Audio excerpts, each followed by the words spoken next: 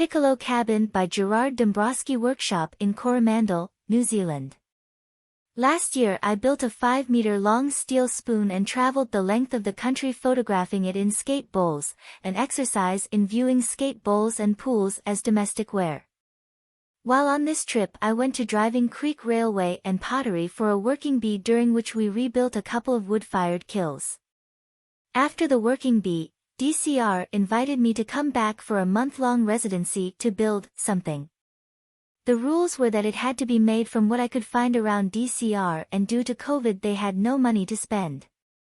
I saw a wonderful opportunity in doing a month of non-commercial work at DCR, and it turned out to be quite the adventure.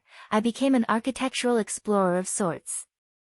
In a rather uniquely Kiwi manner, the project involved finding and repurposing to create what I think is a rather functional yet unconventional little hut. I would say a good third of my time was spent foraging for materials, pulling down out-of-use structures, and giving them a new life. I've always tried to include projects that can be completed in a short time frame within my architectural practice. These projects provide a framework for instinctive design moves and are developed and built quickly. To test an idea, to take a risk. I arrived at DCR on February 2nd this year.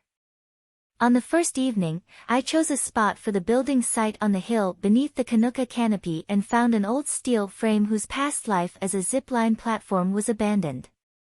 The steel frame gave me my footprint and stair recess. From here I thought it would be a lovely experience to lie under the Canuka canopy and watch it sway back and forth and interact with the sky, so almost immediately the concept to build a room to view the trees took hold. The first view would be straight up the skylight, the second view straight across and outwards to the canopy with the roof sweeping between the two views.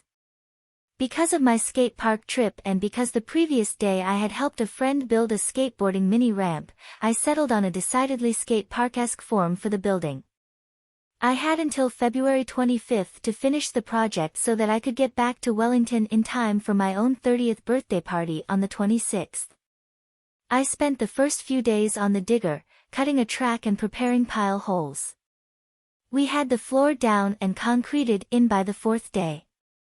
Over the remaining days, I would begin my morning with a coffee at a cafe in town before working until dark. It was a beautiful time, meeting locals, spending time with the other artists in residence and the people who came and passed on old materials. I think the outcome sits beautifully within the Driving Creek setting, both visually and culturally.